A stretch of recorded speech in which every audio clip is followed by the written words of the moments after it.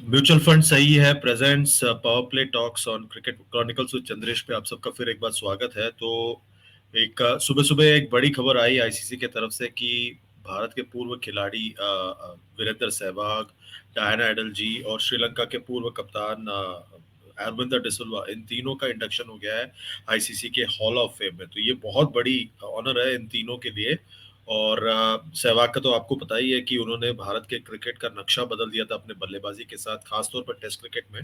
वो ऐसे खिलाड़ी थे, हैरान हूं मैं कि उनका ज्यादा सक्सेस टेस्ट क्रिकेट में आया बनस्पत के वनडे और टी20 के।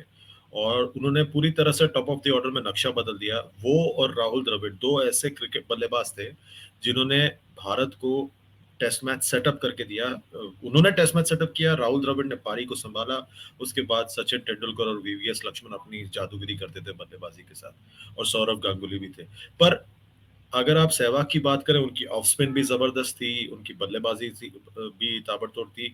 और कुछ मुकाबलों में भारत का उन्होंने कप्तानी भी किया था, और इसीलिए उनको ये ऑनर दिया गया है। एडल जी जो थी वो भी भारत के लिए 17 साल खेली वो, and she was a legend in her own right. And पहली फीमेल क्रिकेटर बनी है भारत से जो आईसीसी की हॉल ऑफ फेम में इंडक्ट की गई है।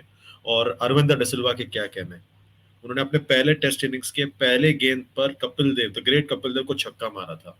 और उन्होंने अपनी पूरी करियर को, मतलब जो आर्टिस्ट्री थी उनके बल्लेबाजी की, लाजवाब थी। मतलब मजा आता था उनको बल्लेबाजी करते हुए देखना। और भारत के लोगों को तो पता ही है कि जिस तरह से उन्होंने 96 के सेमीफाइनल में खेला था भारत के खिलाफ, मतलब कोई नहीं भूल सकता। लाजवाब बैटिंग की थी उन्होंने। आई थिंक इसीलिए उनको इतना हाईली रेट किया जाता है। और उनकी ऑफ स्पिन भी थी 96 के वर्ल्ड कप में, जो सबको याद रखा जाएगा। अर्जुना रानातुंगा और अरविंदर डिसिल्वा ने मिलकर श्रीलंका क्रिकेट को रेस्पेक्ट दिया, खड़ा किया 90s में। 80s में वो आए थे इंटरनेशनल क्रिकेट में, मतलब एज ए टेस्ट टीम। उसके बाद 90s में उन्होंने उसको और आगे पहुंचाया।